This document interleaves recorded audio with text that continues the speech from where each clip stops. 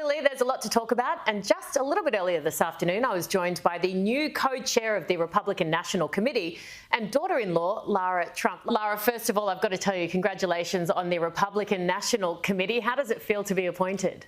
Oh my gosh. Well, it's an honor, obviously, to have the 168 members of the RNC vote me into this position.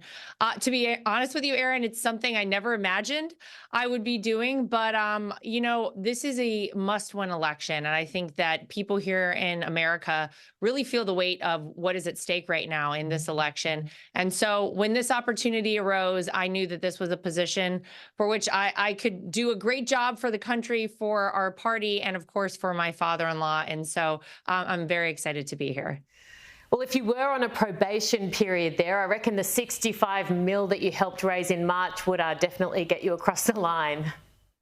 Yes, we had a huge fundraising month. I've only been in this position for 3 weeks alongside the chairman, Michael Whatley. We had an incredible March. It is a bigger March, actually, than we even had in 2020, which was a huge year for us, obviously. So we're firing on all cylinders. We did a lot of work at the RNC already to move around staff. We have combined efforts totally with the Trump campaign as well. And so, yes, we had a huge fundraising month in March. This weekend, we are poised to raise another $40 million.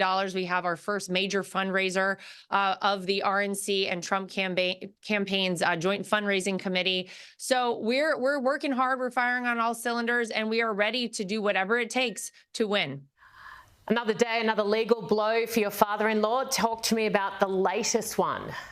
Yeah, I think that this is something that everyone anticipated seeing. Unfortunately, we know that these folks are playing a different game. They're not playing by the rules here in America when it comes to Donald Trump. And quite frankly, when it comes to conservatives overall, you see a two-tier justice system here in this country, and no one has exposed it in the way that Donald Trump and the legal efforts put against him unfairly, of course, by his political rival, Joe Biden's Department of Justice. We've never seen something like this happen. And so I think it's very scary for people here in America to see. This was a predictable one, of course. I think these folks are going to pull out all the stops because the truth is, Erin, they know that the country is behind Donald Trump. They know that there's only so long you can lie to people and tell them, no, things are great here in this country when gas prices are sky high, inflation is through the roof, we have a fully open southern border, we are standing on the world stage is slipping, we are about to see World War III break out, it feels like, all across the world. People don't want to see that anymore. They want the days of Donald Trump back. And so try though they might on the left to throw everything his way and take down the Republican nominee for president, it will never stop him. It will never deter him. He's going to continue to fight. And I believe we are going to win on November 5th of this year. I note that Kari Lake was at Mar-a-Lago a day or so ago, having raised $1 million herself for her own Senate campaign. Any closer to choosing a vice president? She's definitely in the running.